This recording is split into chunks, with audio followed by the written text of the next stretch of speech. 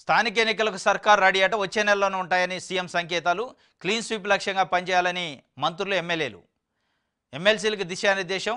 అభివృద్ధి పనుల్లో వేగం పెంచాలని ఆదేశం. క్లీన్ స్వీప్ లక్ష్యంగా పనిచేయాలట మంత్రులకి ఎమ్మెల్యేలకి ఎమ్మెల్సీలకు దిశానిర్దేశం చేసిండట ముఖ్యమంత్రి. అభ్యర్థుల ఎంపికలో జాగ్రత్తగా ఉండాలని సూచన. సర్పంచ్ ఎంపీటీసీ ఎన్నికల మధ్య 10-15 రోజుల గ్యాప్, ఆ తర్వాత జెడ్పీటీసీ మున్సిపల్ ఎలక్షన్స్. ఇక్కడ తుమ్మల నాగేశ్వరరావు గారే ఈ నెల 25లోగా రైతు భరోసా అనడం. అక్కడ ఈనాడు పేపరే 16వ తేదీనే పడతాయి అన్నది. ఇంకొక వైపు ముఖ్యమంత్రి రేవంత్ రెడ్డి గారే స్థానిక సంస్థల ఎన్నికలకు రెడీగా ఉండండి, మనం రైతు భరోసా వేస్తున్నాం, అదే కాకలో అయిపోవాలి, అదే మత్తులో మనం ఓట్లు వేయించుకోవాలి అని చెప్తున్నాడు. అంటే కేవలం స్థానిక సంస్థల ఎన్నికల కోసమే రైతు భరోసా ఈసారి వానాకాలాన్ని టైంకి వేస్తానని అర్థమవుతుంది.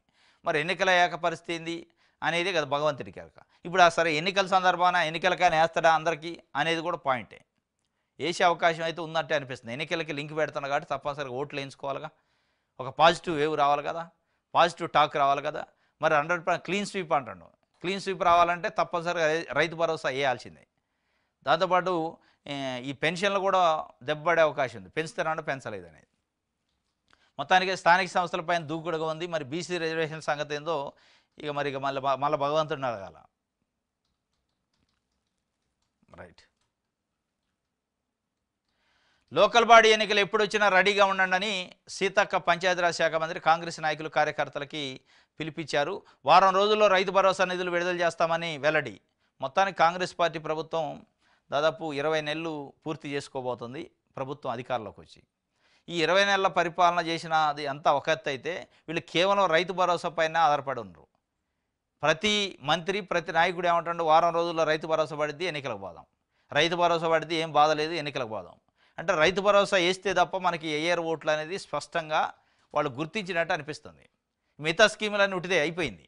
ఇంధనం మిళ్ల సంగతి, పెన్షన్ల సంగతి, ఇంకా అనేక ఉచిత విద్యుత్ సంగతి, ఉచిత బస్ ప్రయాణ సంగతి, వాటిపైన కంటే కేవలం రైతు భరోసా పైనే స్థానిక సంస్థల ఎన్నికలని టార్గెట్ పెట్టుకున్నట్టు అనిపిస్తుంది.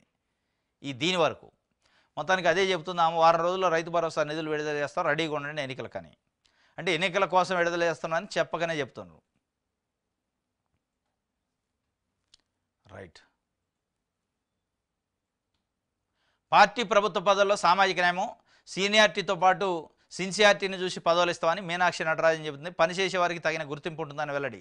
పార్టీ సంస్థాగత నిర్మాణంపై ఫోకస్ పెట్టాలన్న PCC chief, PCC observer, DCC అధ్యక్షులతో జూమ్ మీటింగ్ చేశారట. పార్టీ ప్రభుత్వ పదవుల్లో సామాజిక న్యాయం వస్తుందట. మరి ఎక్కడుందో సామాజిక న్యాయం? 56% బీసీలు ఉన్నారు అన్నారు కులగన్న. 56% పదవుల్లో క్యాబినెట్లో ఉన్నారా, నామినేటెడ్ పదవుల్లో ఉన్నారా? బీసీలు లేరు కదా. ఎట్లా అయింది పార్టీ పదవులలో?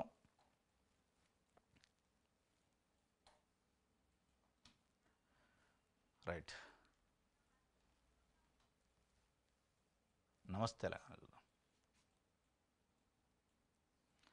కేటీఆర్కి మరోసారి ఏసీబీ నోటీసులు జారీ. లై డిటెక్టర్ టెస్ట్కు సీఎం సిద్ధమా? మీకు నోటీస్ జారీ చేస్తే సీఎం ఎందుకు లై డిటెక్టర్ మీరు చేసుకోవాలా? కేటీఆర్ గమ్మత్తుగా మాట్లాడుతున్నాడు. కేటీఆర్కి మళ్ళొకసారి ఫార్ములా ఈ రేసింగ్ కేసులో నోటీస్ ఇచ్చారు. నోటీస్ ఇస్తే మీరు దాంట్లో నిందితుడిగా ఉన్నారు, మీరు అనుమానితుడిగా ఉండవు, మిమ్మల్ని ఇన్వెస్టిగేషన్ చేస్తే విచారణ చేస్తాయి. మీరు విచారణకు పోవాలి తప్ప ముఖ్యమంత్రి రేవంత్ రెడ్డి దేనికి లై డిటెక్టరు? ఆయన ఏం లేడుగా అప్పుడు ప్రభుత్వంలో ఉన్నది మీరు. ప్రభుత్వంలో మీతో పాటు ఉన్న అరవింద్ కుమార్ లాంటి ఐఏఎస్ ఆఫీసర్లకు లై డిటెక్టర్ టెస్ట్ చేస్తే తెలుస్తుంది. ఆయనకి ఎందుకు చేయాలి? అంటే వీళ్ళ మాటలు, కేసీఆర్ కుటుంబం మాటలు, వీళ్ళ ఉల్టా వ్యవహారాలు ఎట్లుంటాయో ఇట్లా ఉంటాయి. అరే మీరు తప్పు చేశారు, తప్పుని నిగ్గుదేల్చడానికి విచారణ చేయడానికి పిలిస్తే నువ్వు తప్పు చేసినా లేదా అనేది నీకున్న ఎవిడెన్స్ ఏందో చెప్పాలి తప్ప నీకు నోటీస్ వస్తే ముఖ్యమంత్రి లై డిటెక్టర్ చేయమంటే, మరి గతంలో ముఖ్యమంత్రిగా మన కేసీఆర్ 10 సంవత్సరాలు ఉన్నప్పుడు ఎన్నిసార్లు లై డిటెక్టర్ టెస్ట్ చేయించుకోండు ఏమన్నా? ఇవాళ చేయాల్సింది వాస్తవంగా చేస్తే గీస్తే గడిచిన 10 సంవత్సరాల్లో మీరు బంగారు తెలంగాణ చేసినామని మీరు చెప్పుకుంటున్నారు. లేదు బర్బాస్ తెలంగాణ చేశారని కాంగ్రెస్ పార్టీ ప్రజలు అనుకుంటున్నారు. మీరు చేయించుకోవాలి లై డిటెక్టర్. కేసీఆర్, హరీష్ రావు, కేటీఆర్, ఇంకా మిగతా ఎవరైతే ముఖ్యులు ఉన్నారో అందులో మీరంతా లై డిటెక్టర్ టెస్ట్ చేస్తే ఆ బంగారు తెలంగాణ కథ ఏంది, మేడిగడ్డ కాళేశ్వరం కథ ఏంది, ఎన్నెన్ని డబ్బులు ఎంతెంతమంది సంపాదించారు, ఎవరెవరి ఇళ్లలో పోయినాయి, ఎవరెవరికి ఫామ్ హౌజులు, బంగళాలు, 1000 ఎకరాలు 100 ఎకరాలు భూములు వచ్చినాయి అనే విషయాలు తెలుస్తాయి. రేవంత్ రెడ్డికి చేస్తే ఏమవుద్ది? చేయాల్సింది మీకు కదా. ఆయన ఉల్టా మాట్లాడుతాడు. ఏసీబీ నోటీసులపై రేవంత్కు కేటీఆర్ సవాలు. ఈ సవాళ్ళు పసలేని సవాలు. ఏం సవాల్ అది? అది సవాల్ ఎట్టయిది? అర్థం పర్థం లేని సవాలు కదా. చట్టాన్ని గౌరవించే వ్యక్తిగా విచారణకు వస్తా. ఇప్పటికే 44 కోట్లు ఎఫ్ఈ ఖాతాల్లోనే. ఓటుకు నోటు కేసుకు 10 ఏళ్లు పూర్తయినాయి. పరిపాలన చేతకాక రేవంత్ రెడ్డి నాటకాలు. ఇకనైనా కుటిల ప్రయత్నాలు మానుకోని కేటీఆర్ చెప్తుండు. ఇది ఆయన చెప్తుండు. డిఏ 3.64% పెంచారట. 2023 జనవరి 1 నుంచి వర్తింపు. 25 వాయిదాల్లో ఏరియర్స్ చెల్లింపు ఉత్తర్వులు జారీ చేసిన ప్రభుత్వం. ఎంప్లాయీస్ ప్రభుత్వ ఉద్యోగులకు డిఏ పెంచారట 3.64%. 25 వాయిదాల్లో చెల్లిస్తారట. ఒక వాయిదా కాదు, 2 కాదు.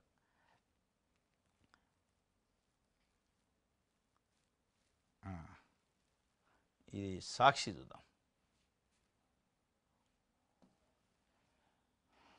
రైట్. ఎడాపెడా అక్రమ అరెస్టులపై చెంపదెబ్బ. చంద్రబాబు సర్కారుకు గట్టి షాక్ ఇచ్చిన సుప్రీంకోర్టు. వాక్ స్వాతంత్రం హక్కును హరిస్తున్న ప్రభుత్వానికి సర్వోన్నత న్యాయస్థానంలో ఎదురుదెబ్బ. ఇది వాస్తవంగా ఆంధ్రప్రదేశ్లో పెడుతున్న కక్ష సాధింపు కేసులకి Kommineni Srinivasarao senior journalist arrest పైన సుప్రీంకోర్టు కీలకమైన వ్యాఖ్యలు చేసింది. On bench. ఎందుకంటే హోస్ట్గా వ్యవహరించిండు సాక్షి టీవీలో డిబేట్కి. దాంట్లో సీనియర్ జర్నలిస్ట్ కృష్ణంరాజు అనుచిత వ్యాఖ్యలు చేసిండు అమరావతి పైన. అమరావతి వేశ్యల రాజధానిని. అది ముమ్మాటికి 100కు 500% తప్పే. దాంట్లో ఆయన్ని జైలుకి పంపాల్సిందే, శిక్షించాల్సిందే, డౌట్ లేదు. దాంట్లో ఎక్కడ డిఫర్ కావట్లేదు. కానీ హోస్ట్గా వ్యవహరించిన వ్యక్తిని, జర్నలిస్ట్ని కూడా అరెస్ట్ చేయడం ఏంటి అనేది ప్రధానంగా సుప్రీంకోర్టు కూడా తప్పుపట్టింది. దీనిపైన మనం కూడా గతంలో, ఎందుకంటే హోస్ట్గా వ్యవహరించిన వాడికి గెస్ట్గా వచ్చిన వ్యక్తి ఏది పడితే అది అంటే ఏం మాట్లాడతారని ముందే తెలియదు కదా. ఆయన ఫ్లోలో మాట్లాడడానికి ఏమన్నా ఎట్లా బాధ్యత చేస్తారు? మాట్లాడిన వ్యక్తిని చేయాలి. చేస్తే మాట్లాడిన వ్యక్తిని చేయాలి తప్ప ఆ ఛానల్లో హోస్ట్గా చేస్తున్న జర్నలిస్ట్ను చేస్తే అది ఎంతవరకు కరెక్ట్ అనేది సుప్రీంకోర్టు చెంపదెబ్బ కొట్టింది. పదే తెలుగుదేశం పార్టీ కార్యకర్తలు, నాయకులు, తెలుగుదేశం పార్టీ సోషల్ మీడియా నాయకులు, ఈవెన్ చంద్రబాబు నాయుడు గారితో సహా జగన్మోహన్ రెడ్డి సారీ చెప్పాలి, లేకపోతే భారతిరెడ్డి క్షమాపణ చెప్పాలి, సాక్షి ఛానల్ రద్దు చేయాలి, టీవీ ఛానల్ని, పేపర్ని, లేదా సాక్షి ఛానళ్ళు, టీవీ ఛానళ్ళ పైన, పేపరు ఆఫీసుల పైన దాడులు, నిప్పు పెట్టాలు చేశారు. ఇదంతా తప్పు అనేది సుప్రీంకోర్టు స్పష్టంగా చెప్పింది. ఛానల్లో హోస్ట్గా ఉన్న జర్నలిస్ట్కి ఏం సంబంధం, మాట్లాడిన వ్యక్తికి సంబంధం తప్ప అని చెప్పి స్పష్టంగా చెప్పింది. ఇది ఒక ఛానల్, సాక్షి కాదు, ఏ ఛానల్ అయినా, ఏ టీవీ ఛానల్ అయినా, ఏ పత్రిక అయినా. రాసినోడిదో మాట్లాడిన హోస్టుదో తప్పు కాదా, ఆ వ్యాఖ్యలు చేసిన వ్యక్తి తప్పు అనేది స్పష్టంగా కోర్టు చెంపదెబ్బ కొట్టిందంటే ఆంధ్రప్రదేశ్ పోలీసులకి, ఆంధ్రప్రదేశ్ ప్రభుత్వానికి. ఇది సాక్షి పేపర్ ఈ వార్త రాసింది. ఆంధ్రప్రదేశ్ వార్త ఇందులో రాసింది. ఆంధ్రజ్యోతి. ఇష్టారీతన ఫీజుల పెంప. ఇంజనీరింగ్ కాలేజీలో ఇప్పటికే ఫీజులు చాలా ఎక్కువగా ఉన్నాయి. ప్రతిభ కలిగిన పేద విద్యార్థులు ఫీజు చెల్లించలేని స్థితిలో ఉన్నారు. విద్యార్థులపై భారం పడకుండా చూడండి అధికారులతో సీఎం చెప్తుండు. అధికారులతో చెబితే ఏమైంది, మీరు డెసిషన్ తీసుకోవాలి. కానీ ప్రతి సంవత్సరం ఇంజనీరింగ్ కాలేజీ స్టార్ట్ అయ్యేటప్పుడు, స్కూళ్ళు స్టార్ట్ అయ్యేటప్పుడు ప్రభుత్వ అధికారులు, ప్రభుత్వం మంత్రులు సమీక్ష చేస్తారు. ఇష్టారీతన ఫీజులు పెంచకుండా చూడండి అంటారు. వాళ్ళు పెంచుతూనే ఉంటారు. మీరు ఇవాళ ఇక్కడ కూర్చున్నారు, ఇలా ఇంజనీరింగ్ కాలేజీల పైన కూర్చున్నారు అనుకోండి, ఆల్రెడీ ఇంజనీరింగ్ సీట్లు అమ్మేసుకున్నారు. మీరు ఇవాళ ఇచ్చి ఇష్టారీతన ఫీజులు అంటున్నారు. మేనేజ్మెంట్ కోటా సీట్లు చాలా కాలేజీలో అమ్ముకున్నారు, ఆల్రెడీ అమ్మటం కూడా అయిపోయింది. మీరు వాళ్ళు అమ్ముడు అయిపోయాక ఇప్పుడు వచ్చి మాట్లాడుతున్నారు ఫీజుల గురించి. అంటే ఇది పెద్ద జోకు లెక్క ఉంది. ఇవాళ స్కూళ్ళ పరిస్థితి కూడా అదే. స్కూళ్ళల్లో ఫీజులు ఎక్కువగా వసూలు చేస్తే కఠిన చర్యలని ఒక స్టేట్మెంట్ ఇస్తారు. స్కూళ్ళల్లో ఫీజులు ఎప్పుడో డిసెంబర్లోనే వసూలు చేశారు. ఈ సంవత్సరం ఫీజు నారాయణ, శ్రీ చైతన్య లాంటి విద్యా సంస్థలు ఫిబ్రవరి, జనవరిలోనే, మార్చిలోనే వచ్చే సంవత్సరానికి సంబంధించిన ఫీజును కూడా, అంటే ఈ అకాడమిక్ ఇయర్ ఫీజును కూడా తీసుకొని అడ్మిషన్లు కన్ఫర్మ్ చేసుకొని ఫీజు నిర్ధారణ చేశారు. మీరంతా నిద్రలేసి జూన్లో వచ్చి ఫీజులు పెంచొద్దు అంటున్నారు. వాళ్ళు పుస్తకాలు అమ్మారు, యూనిఫామ్లు అమ్మారు, షూస్ అమ్మారు, ఫీజులు తీసుకున్నారు, అన్నీ అయిపోయాయి. ఇక ఎట్టుంటుంది మనోళ్ళు గమ్మత్తు.